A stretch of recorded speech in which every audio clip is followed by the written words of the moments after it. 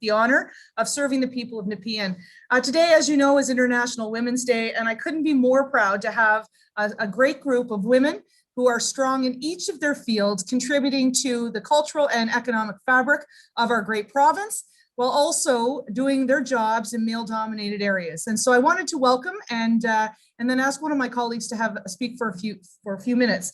I'm joined today by my colleague, the Honourable Jill Dunlop, the MPP for Simcoe North, and she is here today in her capacity as Minister of Women's Issues and Children's Issues, and she'll be addressing us in a few moments. Jill is no stranger to politics. Both her mother and father have contributed to public life over the past number of years, and she obviously has a very strong group of people that she's been able to have as mentors in order to ensure her great success around the cabinet table and for the people of her constituency. I'd also like to recognize my friend, Christina Jennings. She is the chair of the Canadian Film Centre. She is the executive producer of everyone's favorite Canadian TV show, Murdoch Mysteries. And of course, she is the president and CEO of Shaftesbury Film Production. And she is also an Order of Canada recipient. I've also am joined by my friend, Erin Benjamin. She is the CEO and president of the Canadian live music industry, and she is a great supporter of all of the things that the Ministry of Heritage, Sport, Tourism and Culture Industries does in terms of getting live music back up and running. Erin is an Ottawa resident, just like me. And she is also a United Way community builder, recognized for the great work that she's done in our community, including when my community of Nepean was hit with a tornado a couple of years ago. She brought forward the sound of music literally to support those who were victims in that tornado and who needed support, and we really appreciate her. And the newest panel member is our friend Fabienne Blizzard, and she is a great Canadian. She is a Hall of Famer, and she is an incredible basketball player, but just as importantly, she's an incredible basketball coach in a male-dominated center. Of course, she is an assistant coach of an all-male team, and so we're really excited to hear from Fab later today. I know that she's going to provide us with a great deal of insights on how she succeeds in a male-dominated area. Before I turn it over to my friend and my colleague, Jill Dunlop, I wanted to recognize some of the members of Provincial Parliament who have joined us here today. MPP Lauren Coe, who is our Chief Government Whip, and I want to say thank you to Lauren for allowing Jill to join us today. I know it was her duty day, and being Women's Minister on International Women's Day, I can attest from when I used to be the Women's Minister, it's a very busy day. So thank you, Lauren. I know we're both very grateful for you.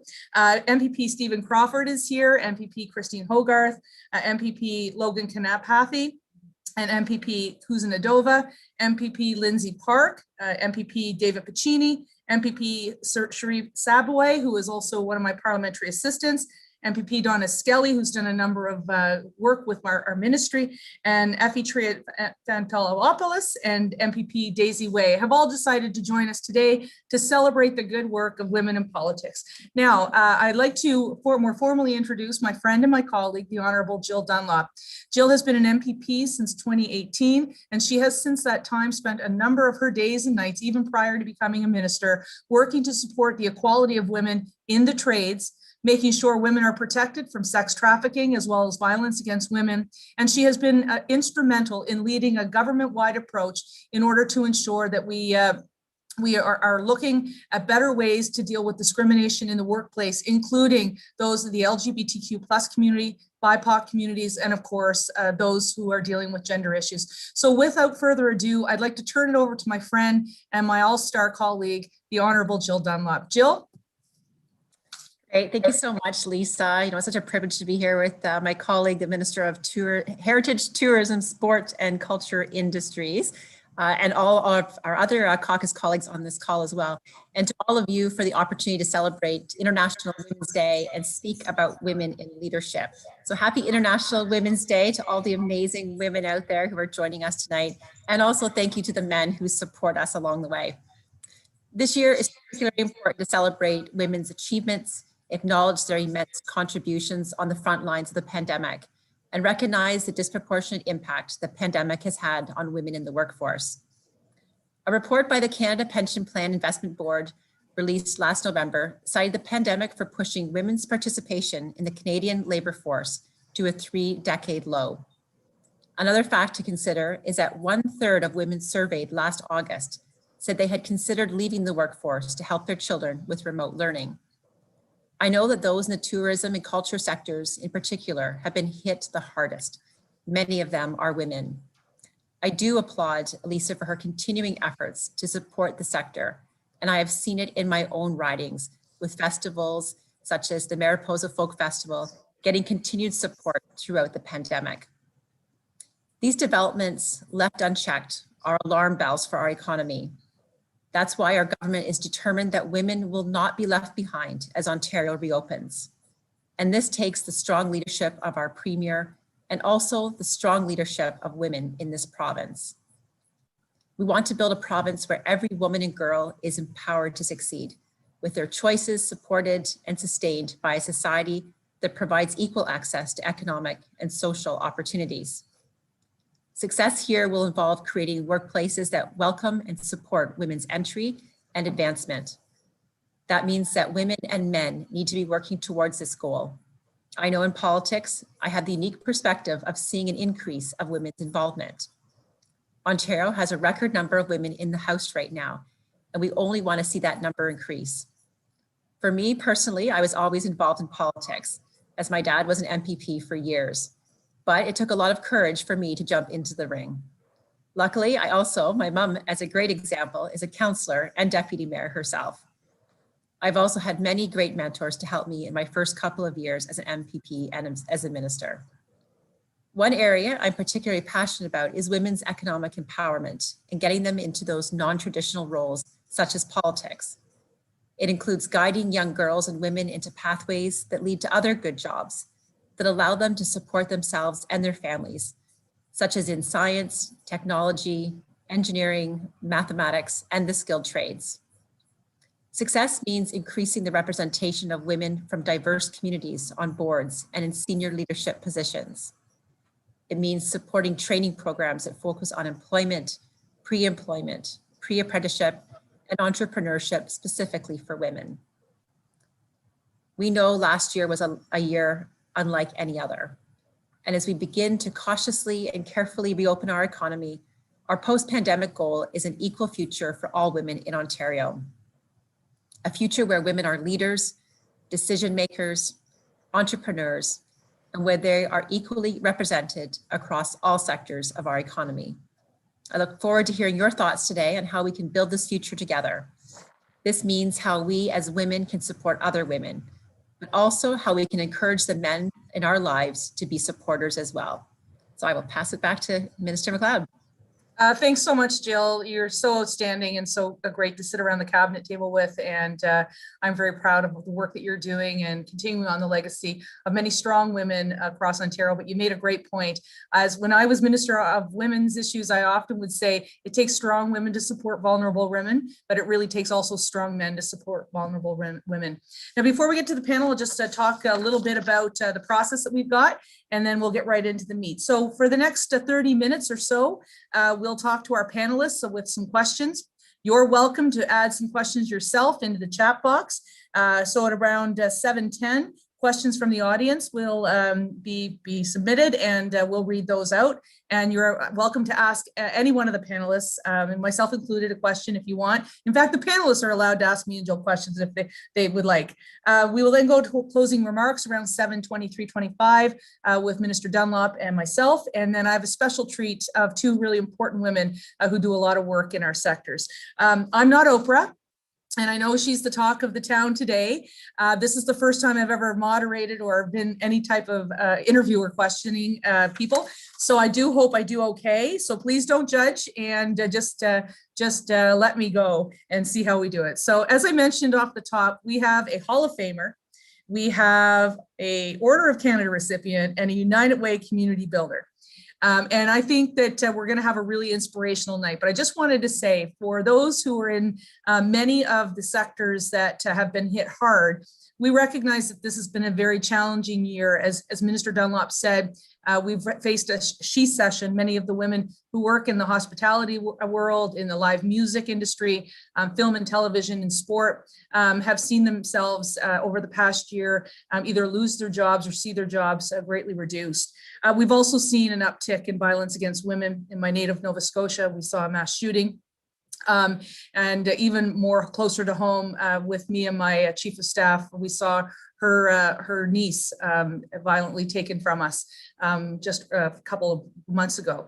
And so I wanted to recognize that this has been an incredibly tough year. But tonight I want to talk about optimism, and I want to talk about hope, and I want to talk about women who have shown us that they can not only reach the glass ceiling, but they can shatter it and put their hand out and extend a helping hand to other women. And that's why it's important for me to have these three incredible women who have helped people top podiums, top charts, and top ratings, not only in Ontario, but around the world. And will continue to support and mentor other strong women. So I'm going to ask them each just to say a few minutes each about who they are and what they do. I know them, and now I want you to get to know them. And maybe I'll just turn it over to you, Erin. Tell us a little bit about yourself, and tell us actually why you decided to say yes to this panel. Minister, thank you both very much for having me here. It's a privilege and an honor. I'm not sure if you can hear that echo. I wonder, Minister, if you might need to mute. I'm not sure. Hope that's not on my end. So I said yes to the panel because this is, it's a really important conversation. It's great to have the opportunity to connect with other women. And one of my most favorite things to do is network. And I feel it's been missing in my life for the last year, meeting new people and getting to make some of those connections. So that's definitely why I said yes. And also because it's a conversation close to my heart. I'm a mom. I want to say hello to my daughter, Toby, and my son, Oliver, who are watching this, hopefully, between homework. And I guess I've been in the music industry for about 25 years in different roles. I sit on a variety of boards here in Ottawa, including Blues Fest and the Ottawa Board of Trade and the Ottawa Film Commission. But before all of that, I was a musician, and I've been experiencing this pandemic with all of my experience, but through that lens as well. So it's been a really, really difficult year for all of us in the live music industry, and I've been able to lean on a lot of my skills and most importantly on my relationships to help not only get me through this year, but bring, I think, some really important ideas as we work to innovate and all of the things to see our way to the finish line. So it's an exciting opportunity to talk about leadership through the lens of International Women's Day. And I'm really pleased to be here. Thank you for having me. Thanks so much, Erin. I think the real reason you said yes is because Toby is a particular fan of a show that our friend Christina Jennings is the executive producer on, Murdoch Mysteries. And I know my friend Deanna Clark, who is Minister Steve Clark's wife, is also on the line today, a big Murdoch Mysteries fan. So why don't I just toss it over to you, Christina? I know you. I've known you for over a year and a half now. You are the vice chair of my film and television advisory panel within the ministry. We do a lot of work together, and we've experienced a lot of great things together. But why don't you tell all the folks at home who you are and why you agreed to join us today? Okay, hi everybody. Thanks, Minister. So yes, I'm Christina Jennings. I'm the founder of Shaftesbury, company that's been in business now 30 years. And yes, Murdoch Mysteries is one of our most popular shows. It's on tonight at 8 o'clock, the season finale. It'll, I think, surprise everybody. We also do shows like Frankie Drake and Hudson and Rex and Departure with Archie Punjabi and the wonderful, fabulous late Christopher Plummer. So that's my day job. I've been doing this for 30 years, and I got to say, every morning I wake up and I am blessed that I have found this industry. It's something I love doing. I love my job. Secondly, as you mentioned, Minister, I'm the chairman of the Canadian Film Centre, the CFC. And just so you know, I started out there 30 years ago as a student. So for me to be able to go full circle being a student and now be the chairman of the board is pretty fabulous. I am a mother, Erin, like you. I'm a mother of a 22-year-old who crazily is following in my footsteps in this industry. And I am hopefully a supportive and loving partner to my husband, Patrick, who sometimes I worry feels that he gets a little bit of a short shift. And Minister, the reason, of course, I wanted to be on this panel is not only you, because you asked me, but also because it is International Women's Day. And we women do need to stick together. And sharing our stories is hopefully inspiring to others who are coming behind us. Thank you so much, Christina. I really am grateful that you're here today, and I'm sure your husband understands everything. They tend to, when they have strong, assertive women that are leading the pack. It's always important to have strong men behind us. I want to talk to Fab now. Fab, you know, you've been recently in the news here at home in Ottawa, a great role model. You're a trailblazer. You're in a male-dominated area. But, you know, talking to you, your mom was really instrumental in your life. And, you know, you've got a lot of confidence, and I think you'd have to be able to go into a men's locker room and tell the men what they need to be doing. So why don't you tell us a little bit about you and what drives you, and you know, you're a mom too, so let's hear about that as well. Hi, everyone. Thank you, Minister. I'm flattered to be here. Like when I saw the women that I was going to be with, I was like, wow, you know, so I'm in awe of the women on this call, on this panel. And the fact that I was invited, I was very touched. And I think the reason for me to say yes is I always tell I coach a team, which is I'm a co-founder of Capital Courts Academy. And it's elite female athletes. And I always tell them that one of them is going to be the prime minister, because they are so driven, they're so determined. And I always tell them, when you walk in the room, make a connection, because that person will be the next pop star, and you want to be able to get those tickets. And that next person will be that prime minister, and you want to be able to say, I know this person, I've been in the gym with them. So when I was able to kind of make that connection, I was like, I have to follow suit, because I have to practice what I preach. So to be able to come to one of those, to a panel like that and meet such wonderful women, I think that's a must for all of us. For me, as you mentioned, I'm a mom. I have a 21-year-old and a 23-year-old. My 23-year-old is actually going to be leaving for a professional contract for basketball. So we're so excited for her. So she's excited. She'll be playing for Morocco as a professional, the female professional athlete. So I'm excited for her. My son is at Guelph University. So he's he hung his cleats out from football just to really focus on school. That was one of his things. He wants to be very successful with his degree. And in terms of me, I've had the opportunity to coach the most amazing young people. I've coached boys and girls, and I think that's why it makes it easy for me to slip in, to get into coaching men, is being able to have that relationship with a lot of the boys that I've coached for the last 4 to 6 years, and the young women have given me different interaction and different contacts. So I've been able to do it from a club level to all the way to the national level with the national team. And that this is that next level that I was able to get to, which is that was one of my goals and one of my dreams. So, and I look forward to talking a little bit more to see how every one of us have different experiences in different areas for sure in this discussion. Thanks very much, Fab. That's incredible. So as you can see, we've got a star-studded panel, leaders in their fields that are male-dominated. So we're particularly proud to have each one of them join us today to provide us with their insights. Now, I was going to start with what obstacles have you encountered that changed your career because you were a woman? And I'm going to tell you, at about 4:30 this afternoon, I had the opportunity to meet with all of these fine leaders in their respective fields. And they each had said that they really didn't experience that.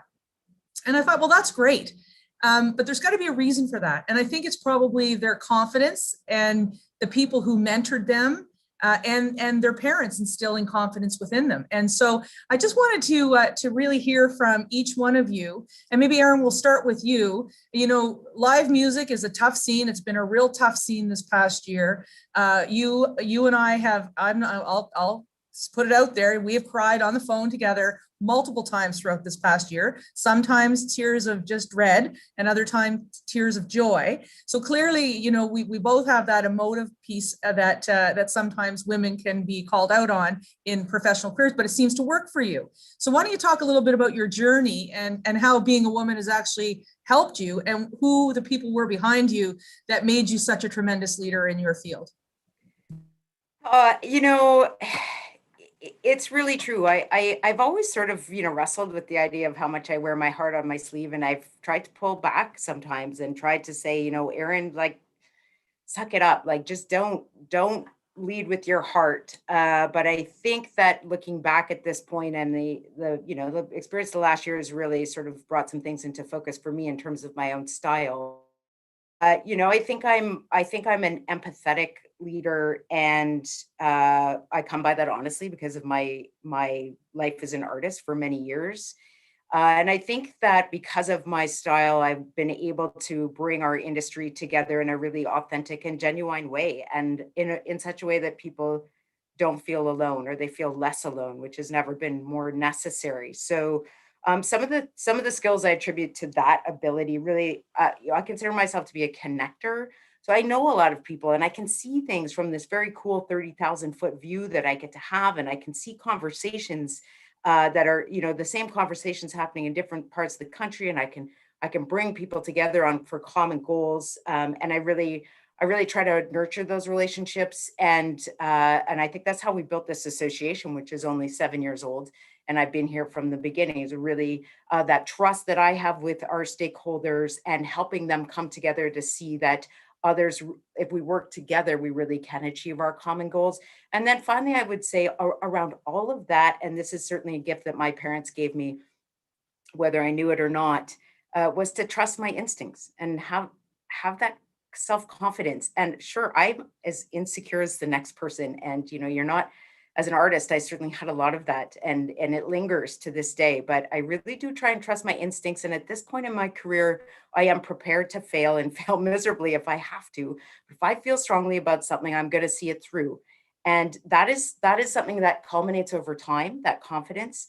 And also as you bring your community around you, and they support you, and they're willing to give you that room to sort of grow and ultimately lead. And I think that, that sort of authentic approach, and I am who I am. I'm Erin Benjamin, way before I'm president and CEO of the Canadian Live Music Association. And I always have been, and I always will be. That's incredible. Thanks, Erin. So, I mean, having worked with you through this pandemic, let's just dig a little bit deeper into that. So the skills, I think the insecurity that you talked about, I certainly know in my job over the past number of months that my mothering skills sort of came in, that I felt like I needed to protect every single person in Nepean, and that I also needed to protect every single person in the sectors that I represent around the cabinet table. So do you feel too that your sort of mothering instinct to hug everybody, keep them close, was really part of that? Absolutely. Whether it's mothering or, absolutely nurturing, for sure. And I have I feel deep concern for people that I have never met, simply because I think I understand and connect on a basic human level with what their experience is like today. And so is that because I'm a mom and female? Probably has a lot to do with it, for sure. I definitely feel driven to keep people safe. And I wonder if my kids might be like, turning red at this point, but it's I don't know if I was even a natural mom in the beginning. I had kids a little bit later in life, and I wasn't, I didn't grow up wanting to have children right away, as soon as I could. And having had the experience of being a mom in my 30s, my daughter was born when I was 36. Sorry, my son, sorry, Ollie, you're the oldest. And I learned, I honestly, until I had Ollie, I really didn't know anything about who I was. And as a result of being a mom, I figured out who I am. And maybe, as I say this about myself all the time, I learn things in reverse sometimes. But at this point now, I can honestly say that they have taught me so much about who I am, and they've given me the opportunity to look at myself, assess my strengths, and now I can apply them as a mom and a parent, and as a leader of an association and a very hard hit industry in this crisis. Thanks very much, Erin. I want to go to you, Fab, for a couple of reasons. I think, we're talking about the nurturing and the mothering side, and that works two ways. It's about us as parents, but it's also us as having strong parents that have instilled confidence in us. And, you and I talked about that before. Maybe you can share everybody, your upbringing and the fierceness that you were brought up with in order to trust your own self. Yeah, I think one of the things, my mom was a big impact, and when we ended up moving to a small little town, and we were the only Black family, so that was very different for us as well. So there was a lot of, what my mom had pushed over and over again is the fact that you are a double minority. You're female and you're Black, so you have to work so much harder. and not give anyone a reason for not picking you if you want a specific role or position. So, so that's why it was very important. Do not cut corners, because those are the things that you're going to regret, because you're definitely going to be the person they don't select. And my mom became a chartered accountant. She went to McGill and all this. Like, she was really meticulous about everything. So that push about being the best you want to be, and every day being an interview, was her message. So it's really putting out there, you know, how you're going to present yourself and the work you have to do to get to where you need to go. And I know this is what I push to my children. That's why I push to the girls that I coach, and even the young men, in terms of, this is your goal. You can't cut corners. So, and I know, coming from a minority perspective, that was big for our family, because in the town as I grew up, there was a lot of, you know, growing up with the name callings and everything. But I always remember my mom saying, I said, well, just let them know what your name is. They probably just don't know. So, but that's the way she handled everything. It was not like you had no time to feel sorry for yourself. Just pick yourself up, go after what you need. And if people are acting a certain way, you may want to educate them. And from there, I said, you get to decide how you react to it. So, this is kind of what I practice on a daily basis. And so that's what has given you the courage to stand in front of all of these professional men who are excellent athletes, high performance athletes, known around the country, to give you the courage to stand up and tell them how they can play better and command that respect from them. Because, you know, I played on a guys hockey team growing up, and, you know, I would sometimes get the jeers, but it takes a lot of courage to do what you do. Yes, and as you mentioned, I think a lot of it has to do, and I'm sure when you're playing, is you practice a little bit harder, because, you know, when you showed up on that ice, or for me, when you show up, you have to have that knowledge. You have to have the language, and that is how they know that, oh, she speaks the same language I do. Oh, that's okay, interesting. I'm listening now. So you have, and I think we talked about that earlier. I said you will become confident if you're competent, and that means that it's really just building your skills from that competency, and now that confidence just kind of oozes out of you.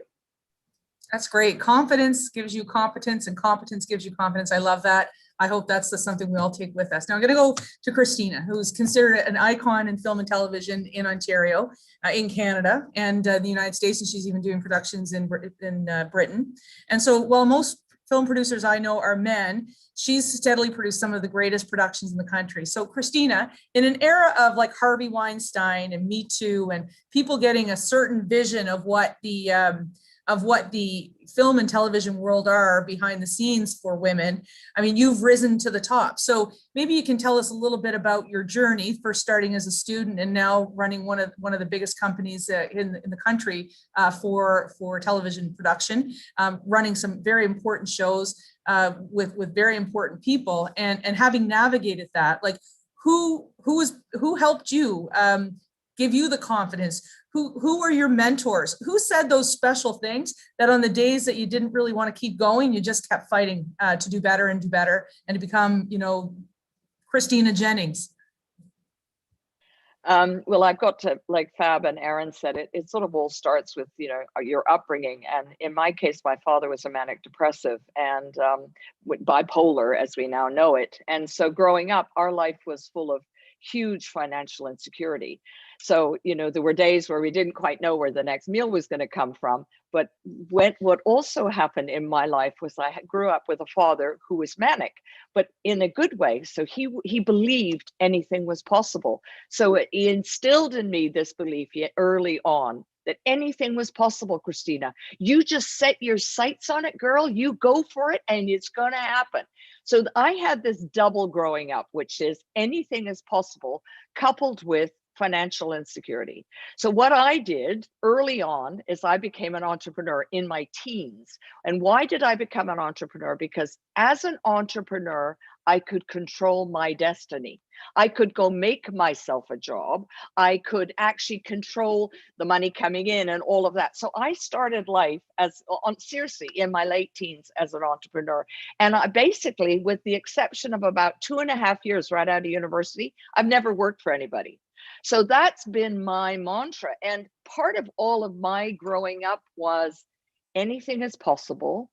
Try everything. Like Fab, you're talking, like, I'm not frightened of trying. Erin, you talked about it, and failing, because out of failure comes a lesson. And mentorship, Lisa, you know, I've had so many mentors, and my sort of little thing was always, because I was a serial entrepreneur, so I've been in a couple of careers, is I needed people around me who knew more than me so they could help me. So I always surrounded myself with people who knew more than me. And so it was a combination of, I wasn't frightened, I was prepared to try anything. You know, I mean, it was only when I turned 30 that I left behind quite a successful town planning business to get into film and television. I turned my back on it all. I turned it, you know, all of that, the house, everything, and I walked and I went, no, I'm going to start a new career. And I started, and that was this career. So it was just about, I suppose, again, thinking of my father, you know, anything was possible. And then talking about our mothers. My mother was the rock of our family. She was the rock. She held us together. She loved us and she supported us. So that's sort of how, Lisa, I became who I am in a nutshell.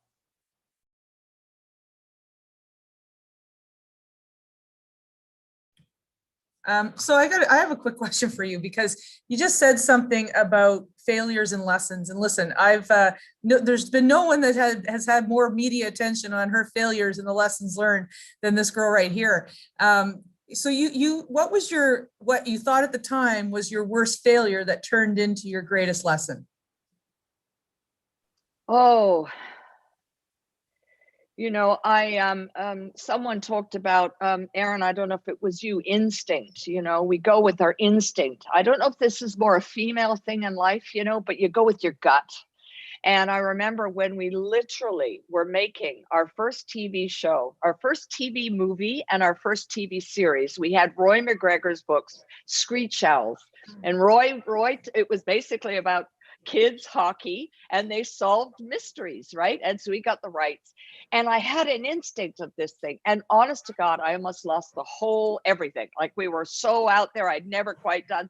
So we truly almost lost everything as a company, because we were just, and so one could look back and say, oh my God, you know, but in the end, we succeeded. We're able to figure that whole thing out. And from then I realized, what's the worst that can happen? You know what I mean? In the end, we were able to pull it back. So it wasn't so bad. So there was that moment. I could have lost the company, and we didn't, because we figured it out. And I went to someone who ultimately became a mentor, Lisa, you know, who helped us. So that was my story. Oh, that's incredible. I just want to remind the audience, please use the chat box. If you have a question, we'll be happy to ask them. But I want to go to Jill now. Jill, you've been in politics your whole life, but really not. You've been elected, and then you were sort of voluntold. And so I want to know from you, in terms of what the biggest difference is being the daughter of two elected parents in the same community to now becoming an MPP and a minister with three daughters of your own. And I think a few of them actually were pages at the legislature. How have you seen that transition? Well, that's interesting. I do feel like I've been in politics all my life, because, you know, looking back at my father, there's not a time I don't remember him not being involved at some level of politics. But I take that as a perfect example. I got to watch along the way. So when it kind of came my time, I knew the things that I wanted to ensure that I kept for myself, and made sure that my family was always my number one. That, you know, someday when we walk away from politics, when this path leads to something else, your family and friends are the ones that are always going to be there for you at the end. So coming into politics, you know, I always thought it was something I always wanted to do, but I was mindful that I had children, and how was I going to be able to juggle that? You know how it is. We're traveling down to the city all the time. So my opportunity came like at the absolute perfect time, which to me said, okay, now you have to go, because it's right in front of you. My daughters two were in post-secondary, and one was just finishing high school. So it seemed like an opportune time to move forward.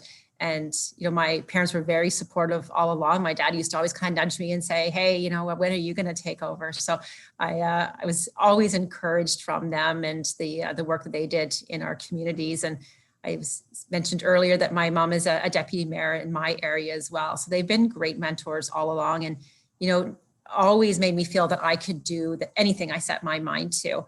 I talk a lot about women in trades, which is funny because, my family are a family of plumbers. When my dad left politics, he actually went back to plumbing again. And so it's, we've had the opportunity to be in politics, and, I have great mentors within our own caucus, but just incredible women that I get to meet in this role. Like, I can't think of a better ministry.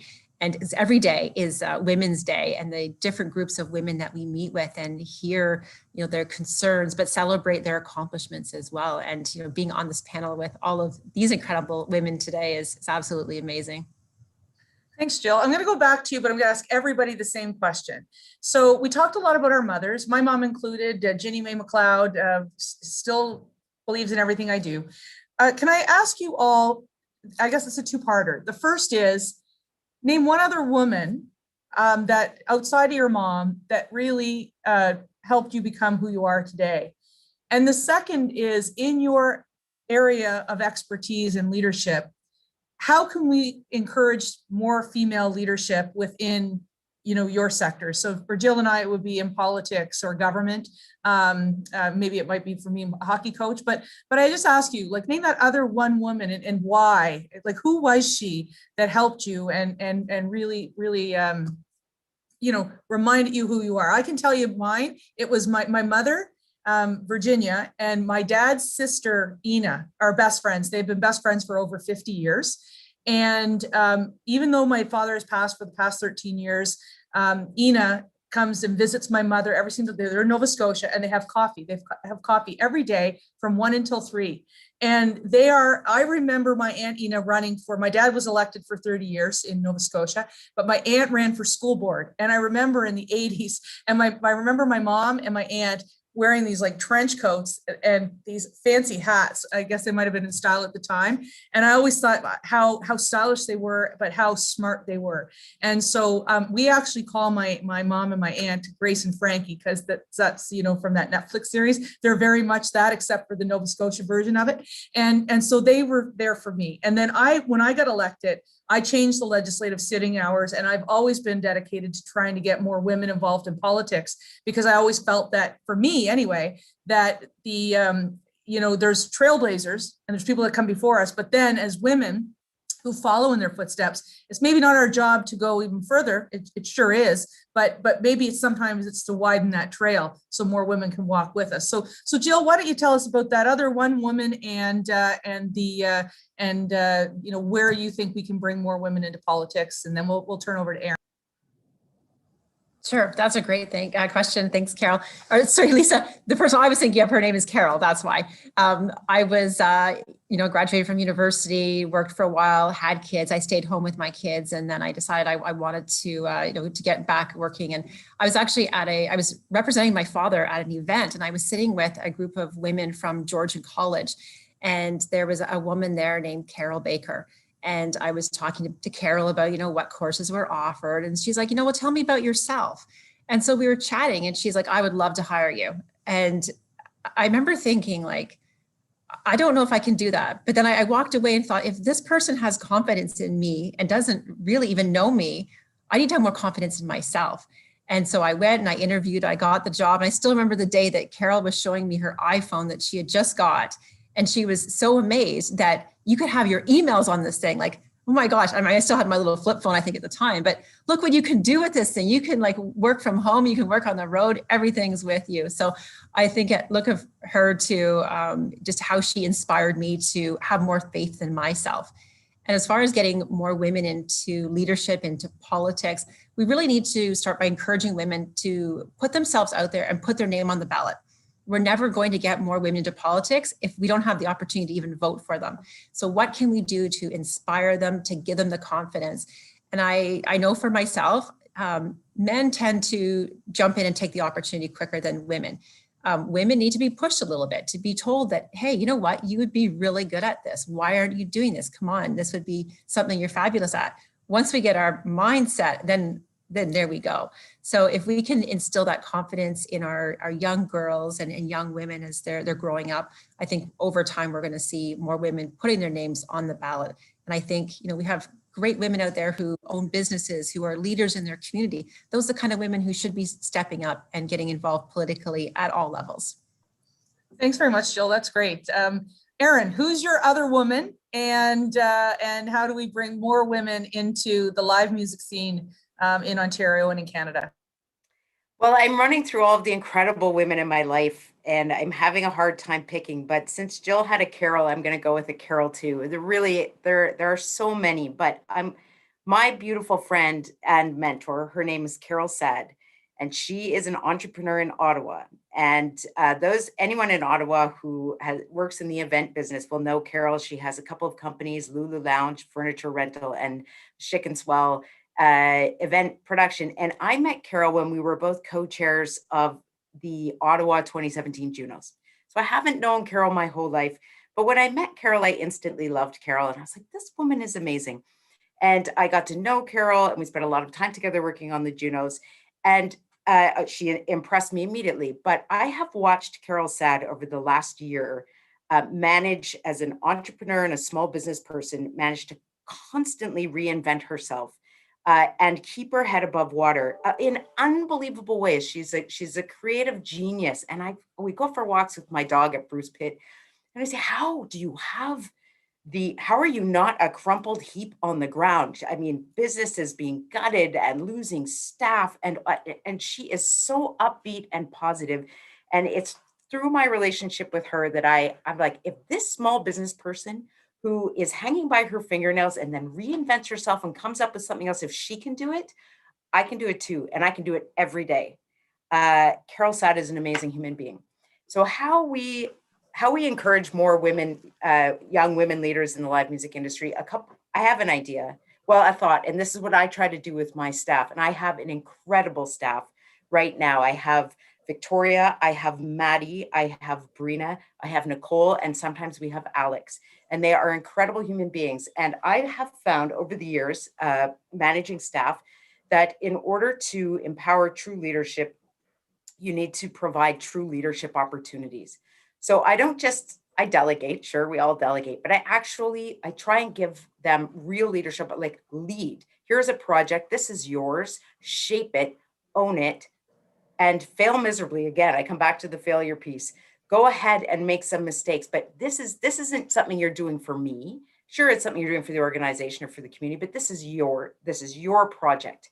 And I believe that by empowering young women through real leadership opportunities and not necessarily pretend, but or things that are inconsequential, real meaty stuff gives them that taste and that ownership piece, and will help them immeasurably in the future to become their own leaders. Yeah, great advice, Erin. Thank you so much for that. I see a lot of people nodding heads. All right, Fab, my Fab friend, Fab. Who is the other woman in your life?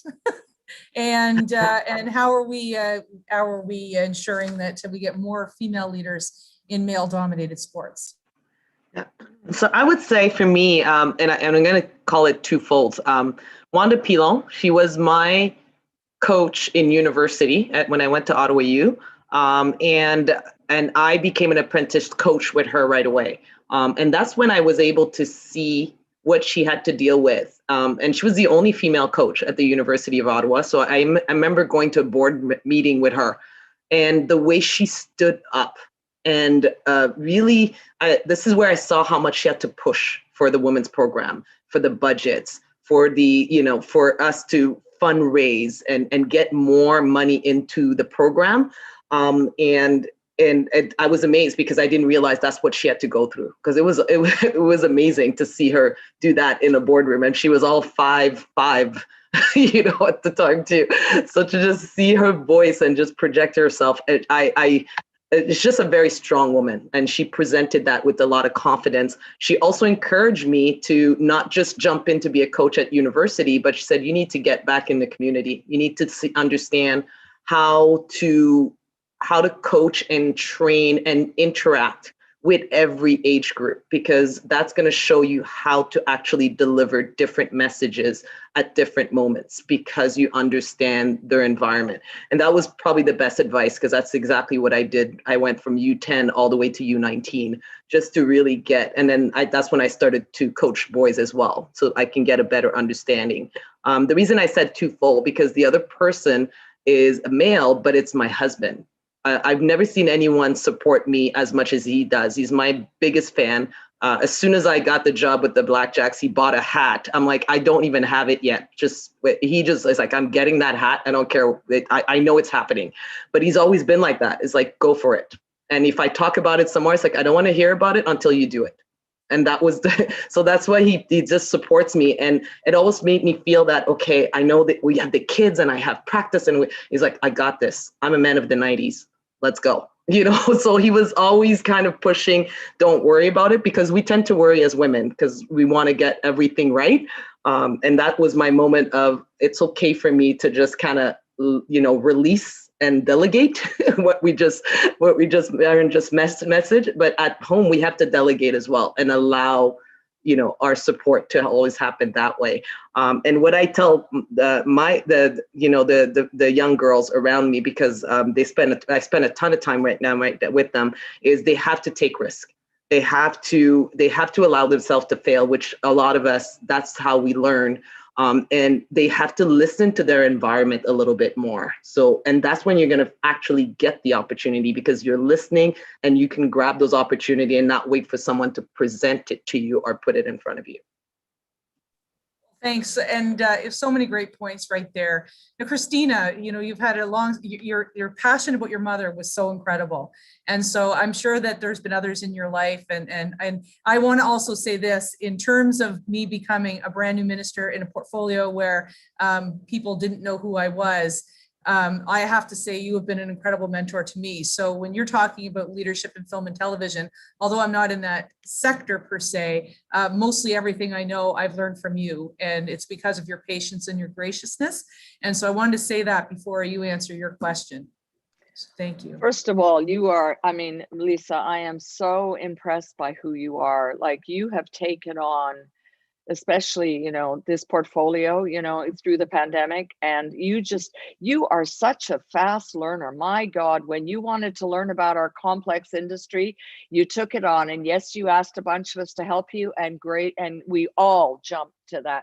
But you owned it, Lisa. You owned our industry. You've owned so many. So I just got to give back thank you on behalf of all of our industries. So let me say that back to you.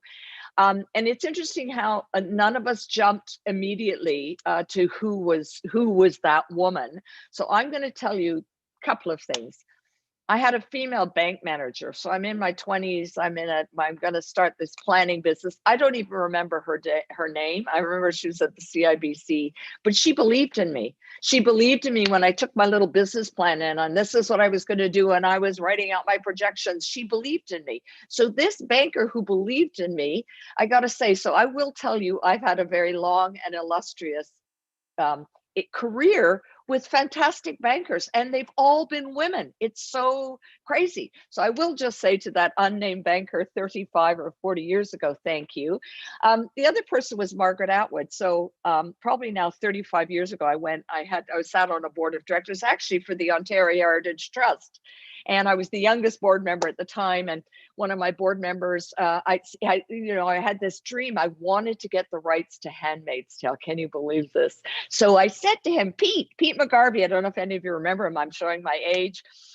He was a radio guy, and he said, well, Margaret, I'm gonna be interviewing her in a few days. Why don't you come down? And so I went and met Margaret. And Margaret, to me, she's just she's the best in the world, and she's a woman, you know what I mean? And we have so many women who are the best in their field, and they inspire me every single day. So that's sort of, and the other person, and Wendy Crewson, I look at this actress, what I love about Wendy Crewson is this is a real human. She does it with grace. She's a lovely, trustworthy human being, you know what I mean? And that's the other thing, life is tough. We don't have to be nasty at our jobs. We don't have to be nasty people. We can do it with grace. We can give back. So when you asked, how do we get people in our business, the film and television business, it's obviously places like the Canadian Film Center, the NSI, and it's also mentorship. It's being able to take young women, racialized people under our wings and let them shadow us, let them see what we do. Because if you could just give someone a chance to shadow you, whether it's a directing job or a writing job or an acting job or a producing job, you're going to set them off in the world having had this extraordinary experience. So it is about giving back, mentoring, and the new generation are all there waiting. Oh, incredible, really incredible. That's very exciting. Whoever would have thought this coal miner's granddaughter from Glasgow, Nova Scotia was going to be sitting here and with the great Christina Jennings and going, oh yes, and my mentor is Margaret Atwood. I mean, I'm paying $250 on masterclass just so I can get the 3 hours worth of Margaret Atwood writing course. So this is just kind of extra mind-blowing for me tonight. So thanks for that. We've only got about 9 minutes left. So what I thought we would do is do a rapid fire, 30 seconds each on 3 questions. So Christina, I'll go back to you. We'll go to Fab, then we'll go to Erin, then we'll go to Erin, Fab, Christina, and walk around, and then we're gonna wrap up with Jill. So Christina, highest point of your career? Getting the Order of Canada. Fab. Oh, you're on mute. I would say getting the assistant coach position with the national team, actually, with the cadets. Yeah. Erin. Absolutely being able to stand on stage, having received the United Way Community Builder Award and make a speech directed to my children. That was a night to remember, for sure. All right, back at you, Erin. Have you ever doubted yourself? Every single day, Lisa. Yourself, Fab? Yes, definitely. Christina? Not so much. And I mean that with no ego. I really truly do. I just believe. And the other thing, little secret is, I always have a fallback plan. I always have. So I always know. I'll ask you, and if you say no, I go over here and ask her. Do you know what I mean? So anyway, I should say yes. Of course, I doubt myself from occasionally, sometimes. Oh, that's awesome. All right. Well, now we're back at you, Christina. What would you say to your 16-year-old self? Oh, go for it. Try everything. I just, I say to my daughter, you don't have to know what you want to do when you're 16 or 20 or 25 or 30, because one day it will become clear. So my 16-year-old self, don't get hung up on stuff. Go try stuff and you'll figure it out. Thank you. That's great advice. Fab? I would say I would, take a time to reflect and figure out who you are. And I think there's a lot of who am I? What does Fabienne Blizzard brand looks like? Yeah. What about you, Erin? I would say attempt to ascertain the distinction between dialing it in and hard work. It took me a very long time to learn how to practice, whatever it was, guitar, you name it, running, didn't matter. Actually committing to repeating things until you understand the difference from where you were to where you've gotten yourself to. That's a very important lesson I wish I'd learned earlier. Excellent. Now, before I turn it over to Jill, I wanted to ask both my Deputy Minister, Nancy Matthews, and my Chief of Staff, Susan Troupe, to join on the line. If they could just put their cameras on.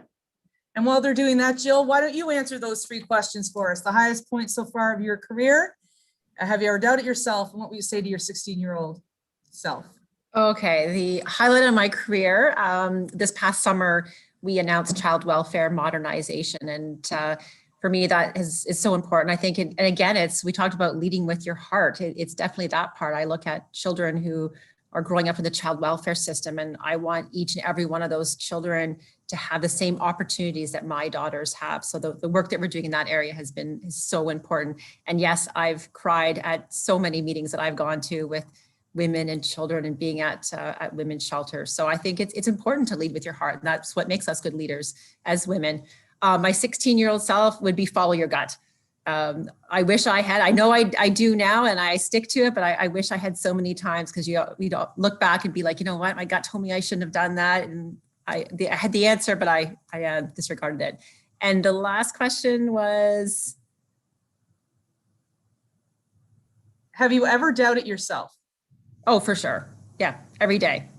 But you still, you lead with the passion that you have. And I like Christina's saying that always have a backup plan. Yeah. Well, thanks all of you for joining today. You've been incredible panelists. Jill, as a great colleague. I really, Erin said something to me on Saturday when we were talking about government, and how it's usually government and then stakeholder. And one of the things I've tried to do in this job is to be, who cares which side you're on? We're partners, especially in a pandemic. And so I want to say the high point of my career, we've all seen the low points because they've been on the front page of all the newspapers. But let me say the high point, if you can believe it, has been the last year of my life, working with Nancy as my deputy, Susan as my chief, the wonderful women I sit around the cabinet table, and all of the great people that I get to work with in these sectors. I've seen true resilience. I have seen the most remarkable people, and I have been backed up by two of the strongest women between Susan and Nancy, and I want to applaud you both for that. Have I ever doubted myself? I do every single day, but obviously as somebody who's been very open about some of my own mental health challenges and struggles, it's something that I've had to learn and work around, and I take the good and the bad, but like Jill, there are many times when I was in that former ministry where I would cry myself to sleep. There's been many days in this pandemic where the sectors have been decimated that has happened too. However, you get back up, and that's life, and that's one of the things you learn, how to be resilient. And what would I say to my 16-year-old self?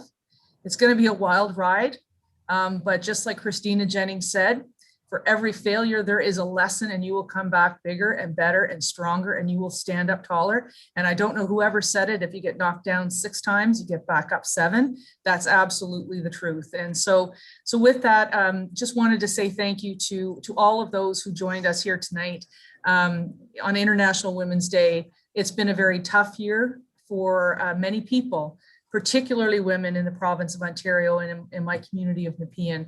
But I know that brighter days are ahead, and we have a lot of strong women in this province that are going to guide us through that recovery. And you're looking at 6 of those women that I get to work with day in and day out. And so to all of the women who joined us today, make sure you call your Carol.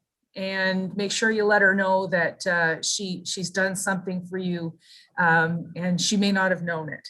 And for all of the men out there, thanks for joining us. I know that some of my male colleagues did as well. I really appreciate it. You really have an important role to play for women's equality, and for the safety and security of women across the province of Ontario. And when Jill and myself speak about some of these issues that we really think are important, I look at it from our side. Women, we're the primary caregivers of our children. We interface more with the education system, childcare, child welfare, the youth justice system, our healthcare system than most men do. And so these issues are really important for us to be talking about. And so again, just wanted to say thanks to all of the incredible female leaders here. Absolute treat. I'm just absolutely grateful and couldn't be more excited to see what the next year holds for all of our panelists. Christina, I can't wait to see what your next job is and who you get to work with next. And of course, Erin, I know that we're going to be working on some pretty exciting things that will be announced soon that will support our musicians. And Fab, it was incredible to get to know you. I'm so excited that you live in my city. Can't wait to get to know you. And Erin lives here as well, and that's really important. And Jill, keep doing what you're doing. And I know if Lauren's still on the line, he's grateful that you did your double duty. And to Nancy and to Susan, thank you for propping me up every single day of the last year and a half. So with that, we can all say goodbye. Happy International Women's Day, everyone. Good night, everybody. Thank you. Everyone. Thank you. Thank you.